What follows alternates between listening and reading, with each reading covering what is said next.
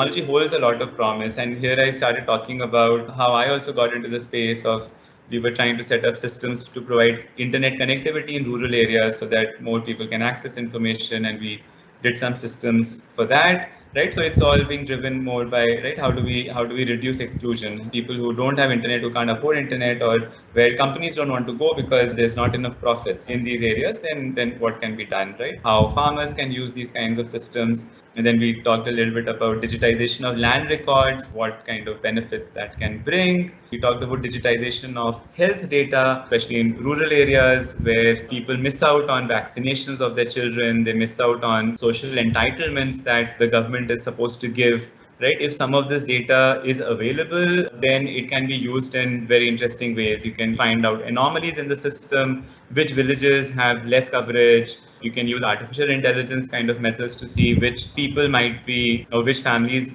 might drop out from a vaccination schedule, and you can try to take some corrective action based on that. And of course, we all know these days we've all been talking about the negatives with social media, but until very recently, right, just until 2 decades back, 1.5 decades back, social media was really seen as the democratizing force, right? Because it was putting power in the hands of the people to build stronger democracies, to reduce exploitation, to ensure human rights, right? So this was really that technology can be used in very empowering ways, which can improve the world, make it a better place. But then we also then talked about problems that this causes, right? So you all know about the Cambridge Analytica, right, where issues of data security came in, and not just data security, but also about the predictability of human beings, right? So because ultimately this data was used to draw correlations with voting behavior of people, right? And then taking it further, right, the question of freedom that we discussed, that it is actually possible to use this data to manipulate you.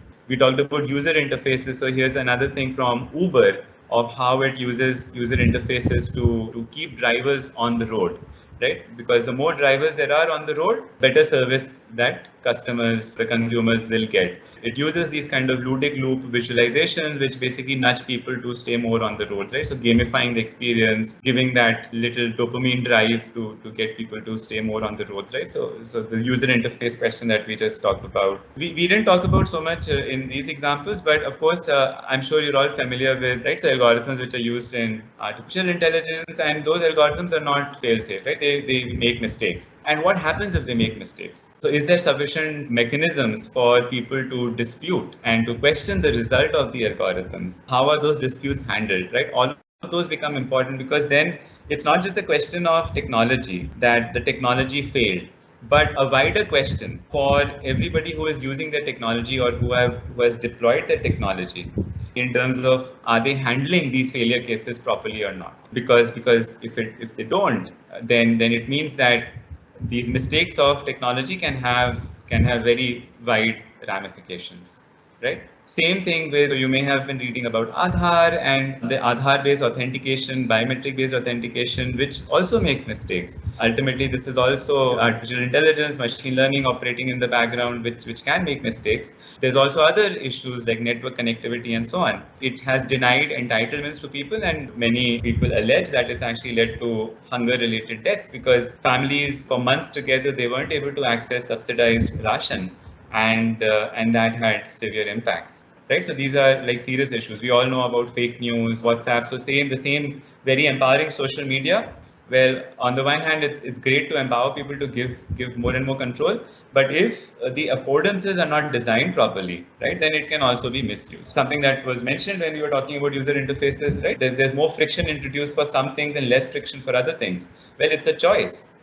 If you make it very easy to forward messages, right, then, well, it can be misused. So maybe it is better to make some processes less easy to do, right, with more friction, so that there's more thought that comes into executing these things. So we've talked a little bit about policy issues. In fact, with agriculture itself, the government has come up with a consultation paper on building what they call the agri stack. And this agri stack starts with having an ID for each farmer, having an ID for each plot of land. So on the one hand, all of this digitization can of course be very helpful because it can make transactions easier. There can be so many things, right? If the land is GPS, the plots are available, shape files of the land holdings are available, then you can use satellite imagery. You can do so many things of like yield prediction, spotting which plots need more, and so on, right? Many clever things can be done.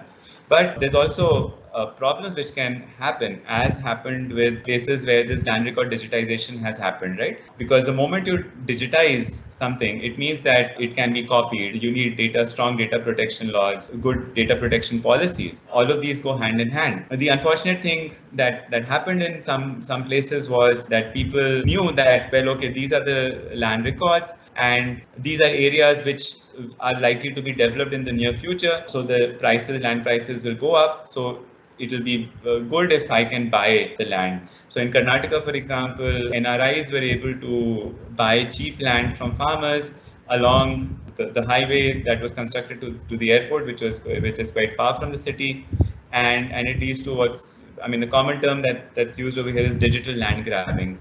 Yeah, that it just makes these kind of things easier.